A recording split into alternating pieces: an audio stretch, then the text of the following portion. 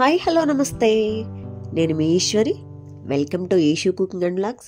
ఈరోజు మన వీడియోలో ఈ సంక్రాంతికి ఇంకొంచెం స్పెషల్గా ఇలా రాగి పిండితోటి లడ్డూలు చేయండి.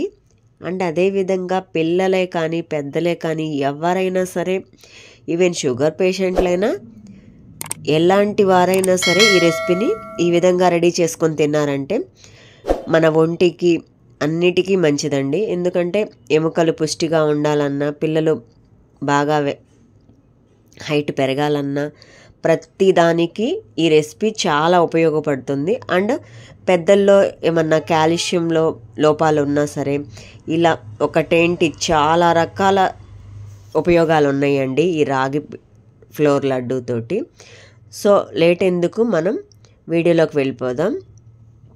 ఫస్ట్ స్టవ్ వెలిగించి ప్యాన్ పెట్టేసి 2 కప్పుల రాగి పిండి అండి, 1 టేబుల్ స్పూన్ గీ యాడ్ చేసేసుకొని ఈ విధంగా సిమ్లో పెట్టేసుకొని దీన్ని డ్రై రోస్ట్ చేసేసుకోండి.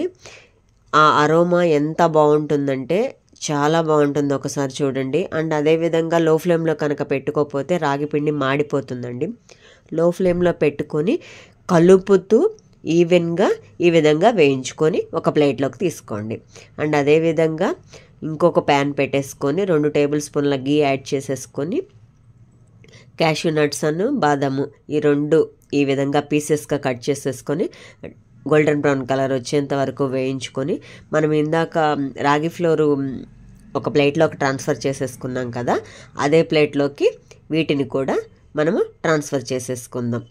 వీటిని ట్రాన్స్ఫర్ చేసేసుకొని మళ్ళీ ఇంకొక ప్యాన్ పెట్టకుండా సేమ్ ప్యాన్ మీదే మనము ఇప్పుడు జాగరి బెల్లం మిశ్రమం అండి, ఒక 1.5 కప్పు, 1/2 కప్పు వాటర్ యాడ్ చేసేసుకొని అది బాగా కలుపుతూ మొత్తం పూర్తిగా బెల్లం కరిగేంత వరకు ఈ విధంగా వీడియోలో చూపిస్తున్న విధంగా కరిగేంత వరకు కలుపుతూ దాన్ని మెల్ట్ చేసుకుంటూ ఉండాలి. దాన్ని పక్కన పెట్టేసుకొని ఇప్పుడు మనం 2 టేబుల్ స్పూన్ల కోకోనట్ పౌడరు, 1 టేబుల్ స్పూన్ యాలకుల పొడి, 2 పించ్ ఆఫ్ జాజికాయ పొడి అండి.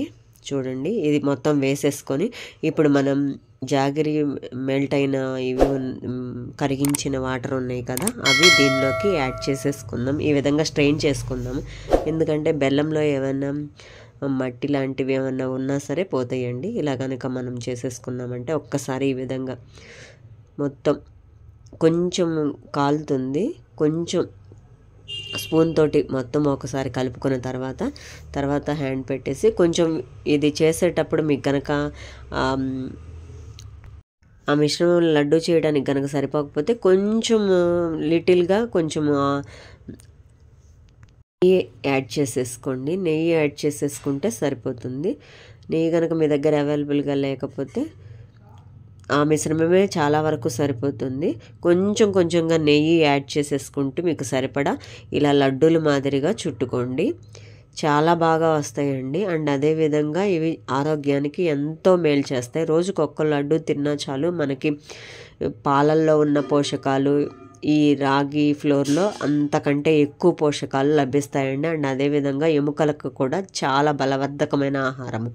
సో లేట్ ఎందుకు, ఇలాంటి రెసిపీని ఈ విధంగా రెడీ చేసేసి మీ పిల్లలకి రోజుకు 1 లడ్డు స్నాక్స్ బాక్స్లో అయినా సరే, ఈవెన్ 4 o'clock వచ్చినప్పుడు అయినా సరే ఇలా ఒక్కొక్కటి పెట్టండి. పెట్టారంటే వాళ్ళు హ్యాపీగా తినేసి